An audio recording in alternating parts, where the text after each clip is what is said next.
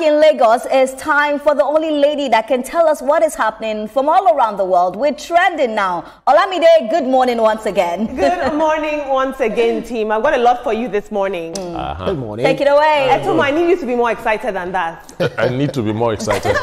You don't know how excited I am. Take it away. Good morning, Nigeria. Like I always say, TVC has a finger on the pulse and an eye on the streets. And here on the Trending Now segment, my team and I do our best to bring you trending stories that are shaping the world that you and I live in. We begin today on a solemn note. It's the end of an era in Nigeria's faith community, where renowned evangelist and founder of the Ukpai Evangelistic Association, Reverend Dr. Ukpai, has passed on to glory at the age of 80 years old. His family confirmed his death in a statement released on Monday, saying that he passed away on the 6th of October at the age of 80. From his humble beginnings in Ohafia, Abia State, Reverend Ukpai's ministry spanned more than 6 decades, touching millions through crusades, education, and healthcare. A founding pillar of the Pentecostal Fellowship of Nigeria, he helped unify the church after his landmark Greater Lagos for Christ Crusade in 1985. But beyond the pulpit, Reverend Ukpai was also a man of intellect with qualifications in engineering, journalism, and divinity, known for blending science and spirit in a way that made his teachings relatable. Through his schools and scholarship foundation, he invested in education as ministry, shaping both minds and morals. This is in loving memory of the late spiritual leader, and a lot of tributes have continued to pour in online. On behalf of TVC Communications, we commiserate with his family and may his gentle soul rest in perfect peace. Let's take a look at some tributes on social media. This is a press statement by the presidential spokesperson, Bayo Onanuga, from the president. He says, "With a heavy heart, I mourn the passing of one of God's generals, Dr. Ukpai. Reverend Ukpai was not just another preacher, he was an anointed crusader of the faith, filled with fire and ice for the gospel and restoring humanity to discipline, love, and good neighborliness." Bishop Eze says, "A 7-star of God's elite forces in the world have gone to rest. His ministry was characterized by soul-winning, healing, and life-changing encounters on people of diverse races, tongues, and creeds. Rest in peace, great evangelist, apostle, and preacher of our time." Finally, in Niger budget process, some people die old, while others die empty of value. Ukpai left legacies, not just memories. May his soul rest in peace. Team, it's always sad when we lose somebody who made such an impact. I mean, tributes are pouring in for him, and this is testament to the kind of leader he was. Oftentimes, spiritual leaders are marked in controversy, but yet this man stands here, clean, and I hope that God accepts his prayers and his soul. As the passing of a man like that, you just know it's a transition from one realm to another realm.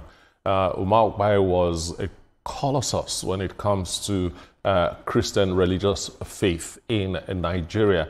And apart from being a very effective preacher and a crusade organizer and evangelist and so on, he was a philanthropist. He invested heavily on education. He, as a single man, renovated a whole lot of government schools and private schools that were bad. He has a robust scholarship scheme for indigent students and so on. He will be missed. He definitely will be missed. Olamide, he definitely will be missed. He has shown, what a true Christian leader is supposed to do for his people. And, I was reading about him. He lost his father around when he was, I think, 10 or so. And that reformed the way he loved people and the way he was always taking care of people. It's beautiful to see that his legacy will continue to live on. I love the way he really loved education. You could see that he was very passionate about education. It's just beautiful to see that he did so many good things and his name will forever be remembered. All I can say is that may he rest in peace, and we will never forget him, actually, never. Yeah, that's why when we say that this life, it's only but a fleeting moment, a passing moment, very ephemeral. No matter how long you live on this earth, you will always go back to God. But what you do while you're alive is what really matters. What people say about you when you're gone is what really matters. This man, man of God, actually contributed to nation building beyond doing things within the walls of the church. It also contributed to nation building, education, etc., regardless of what you profess. So look at what people are saying about him. he will be happy, he will be meeting God, he will be giving account of his stewardship. So wherever you find yourself, whatever it is that you're saddled with, whatever responsibilities that you have, always make sure that you do the right thing, especially for people who are under you, so that they will always talk about you in a positive light. And these are the things that the angels will also listen to as well in giving account back to God. So we'll commiserate with the family of Ukpai, the Christendom, because it's a loss to the Christendom. We commiserate with the president of Nigeria and the country, and then we'll say, those of us that are remaining, we should also play a very important role in the lives of others. Absolutely, Tim. I truly believe that faith is not just the belief that one has in God, but in how that belief translates into changing the world around you. Yeah. Thank you so much. Yeah. Moving on into the world of social media, a video making the rounds online has caused a lot of buzz and mixed reactions. In the video, residents of Abia State are seen trooping out in excitement to celebrate the unveiling of a new water fountain by the state government. While some see it as a symbol of urban renewal and civic pride, others are calling it misplaced celebration, questioning why a basic and rudimentary public fountain is drawing such fanfare when the rest of the world is chasing innovation and tech-driven progress. Of course, the video has since gone viral, and it has turned Aba's new fountain into the latest talking point on Nigerian social media. I mean, almost 20,000 engagements with this. People are saying why the world is moving ahead. But let's take a look at social media. Jeff says, there's a level of suffer you will go through by the hands of your previous government. When a government that puts effort comes, everything will look like magic to you. So far, Abia State is the only state that benefited positively from the 2023 election. Their vote for once counted. Amos Sommer says, a whole crowd celebrating a water fountain like it's an oil discovery. This country will never stop entertaining me. The same people who deserve industries, working hospitals, and steady electricity are out here clapping for a splash of water and colored lights. It's not even about joy anymore. It's about how low expectations have been buried. Leadership keeps feeding the people crumbs, and they still dance like they got the whole bakery. This is not development, it's distraction in motion. Team, I've got to ask you, of what tangible value is a water fountain other than being aesthetic and improving the looks of infrastructure? Do you think these people should have been celebrating? People were outraged on social media. What do you make of this? Alamide, I knew Abba. I've known Abba for like 23 years now, going there steady and so on. And going there last year was an eye-opener. So Abba could be like this, and that's me. I'm talking about me. Abba could be like, Abba used to be very unruly, very dirty, bad roads, this, that. And now they have good roads, they have this, they have definitely a water fountain is a rallying point. For people of Abba, it is. Did you notice that small boy taking his bath? He's going to tell his friends that I took my bath there. So it's congratulations to the people of Abia State. Better things will happen. For aesthetic values, that's what the fountain is for.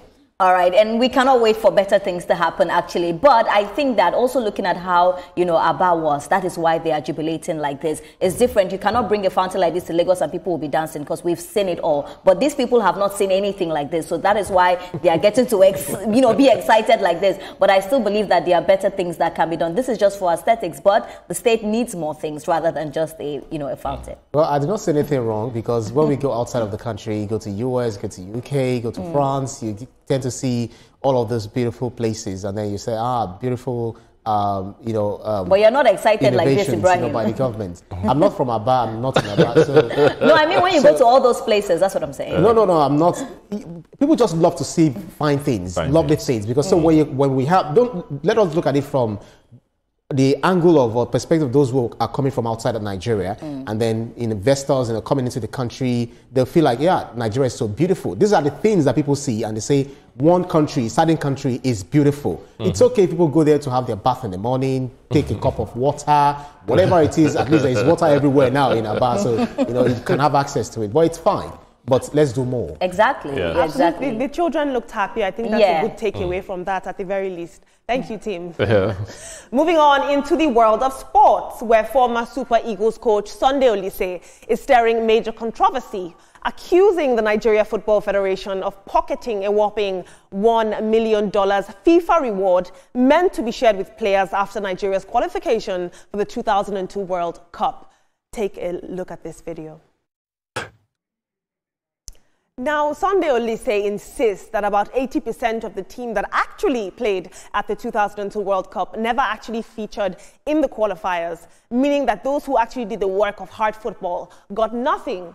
Now, the Nigerian Football Federation is yet to respond to the allegation, but as always, this information has reopened the long-running debate about transparency and accountability in Nigerian football. Let's take a look at what you had to say about this on social media. Hitman says, I believe everything Sunday Oliseh said. If you have followed Nigeria long enough, you will understand how terrible our people are. Was it not recently that it came out that there are more officials than athletes at the 2025 Athletics Championships in Japan? Everything has been politicized. We're not yet ready for a change. A very interesting team. I know that I believe this was last year or the year before that, FIFA said they wanted to, for women's football leagues, they said they wanted to start paying Nigeria directly, but because of some red tapeism or whatever, policy shifted. But initially, they noticed that there was a trust deficit and a lack of handing over of the proper money and the appropriate remuneration. And so they wanted to step in, but that never happened. Don't you think that they should be paying these players directly to avoid these sort of cheating and corruption? Look, when it has to do with money and sharing money in Nigeria, I actually have not much to say. But I wish Sunday Oliseh had come out with this in 2002 when the story was hot. Too little too late. Yes, I wish he had done that when the story was hot. Everybody knows Sunday Oliseh. If you've gone close to him, you know that his ramrod, his if it's either right or wrong. It reminds me a lot about Ibrahim. And you know that when we talk about him and we talk about football in Nigeria, we cannot mention the great things that he has done. The tournaments, 1994, 1998, he played in so many great tournaments and just showed that Nigerian players have all it needs to put us on the map. But the sad thing is that always, this is not the first time, Olamide, we're hearing that monies were not given to the people. At the end of the day, we keep talking about accountability. Who takes this money? Why are you taking the money where they are from these people? I just hope that he said it a little bit earlier so that we can deal with it. I'm also waiting for FIFA or the organization he accused to say something, because I think it's high time we now start getting to the roots of these things. They are bringing it out. We're reliving old wounds. At least let's find out what happened to that money, that the people that truly deserve the money did not get it. Absolutely. I think it's time we started looking at what is it about the NFF. Sunday Oliseh was captain in 2002, so I want to believe that he's cocksure what he's saying. He's not just making allegations, because this is not the first time the NFF has been accused, of corruption. It is there. There was a time they were looking for $200,000, and then up until now, they can't even give any explanation as to how the money went down the drain. FIFA will also give them their subvention, do all sort of things, and this same NFF. So the government's budgetary allocations get into NFF. How are they utilizing it? When we talk about corruption at the governmental levels, we should also look at the NFF.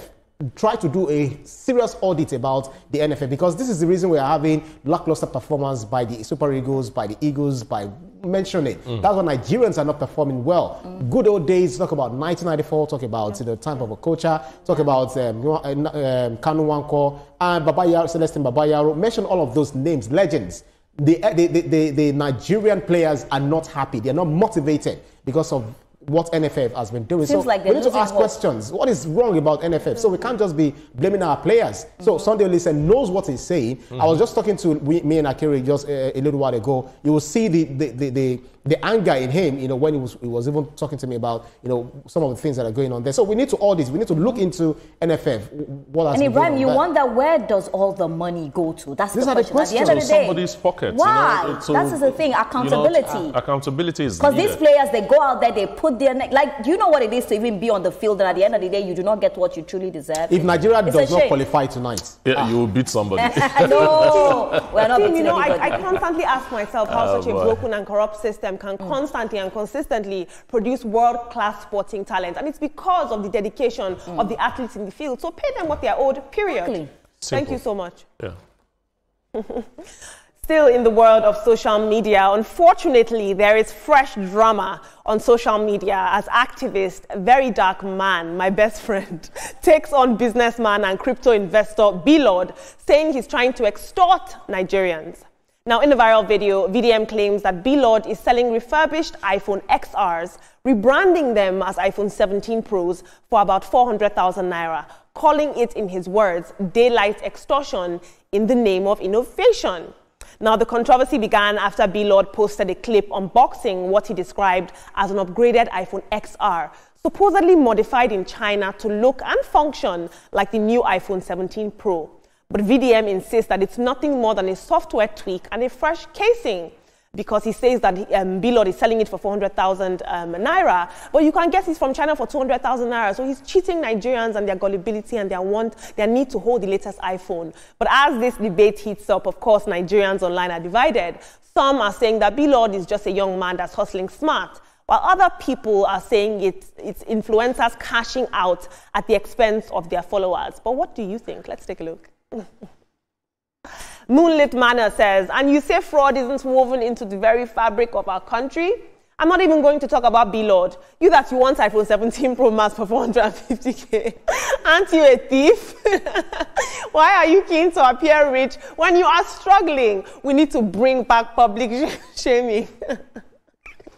Agbola says, this can only happen in Nigeria, and that's why big companies don't even support Nigeria as a country and region. If a content creator tries this in America and Europe, now lawsuits go finish your lineage. Team, let's touch on this very quickly because we've got to come back. Let's touch on this. Now, everybody's talking about whether or not we should live fake life with iPhone 17 Pro. Is it by force? How can somebody rebrand an XR into a 17 Pro Max? But my focus is on litigation and copywriting. You're outrightly saying, I don't know the word to use, condemning the product and creating something new. I don't know if that's actually legal or lawful. Personally, I wonder why this is a controversy at all. You know, if you're so crazy about iPhone 17, then go to iPhone store and buy iPhone 17. If somebody makes an XR and rebrands it and makes it look like an iPhone 17, I mean, 400K. Is that the price?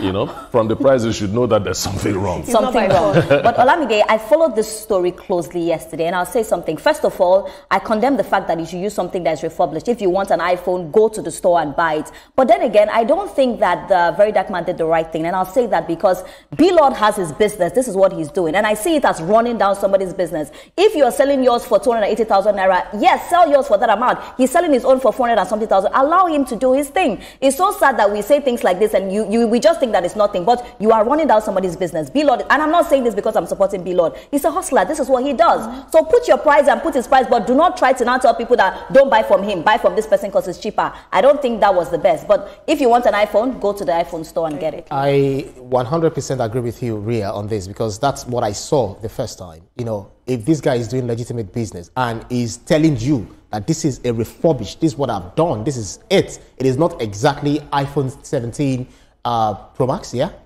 Yeah, especially for the iPhone wannabes. And then you feel like, yes, I also have an iPhone. So you can buy that of 400,000 naira. But if you really want the real iPhone, then you know how much it costs. So why should someone else set up a ring light, drink pure water, and start running a business down? Just knowing full well that this person is also selling his business. Those that are watching, subscribing, you're also paying some token into his account. He's making money and he's using, and then you're running another person's business down. It's horrible. I do not get it. But the iPhone wannabes and the real iPhone users, it's your battle. Finish it. What is so interesting about this whole iPhone matrix is the fact that most people have not even unlocked the features of their old iPhone. I know, right? Let's be calming down, team. I've got to move on now. Very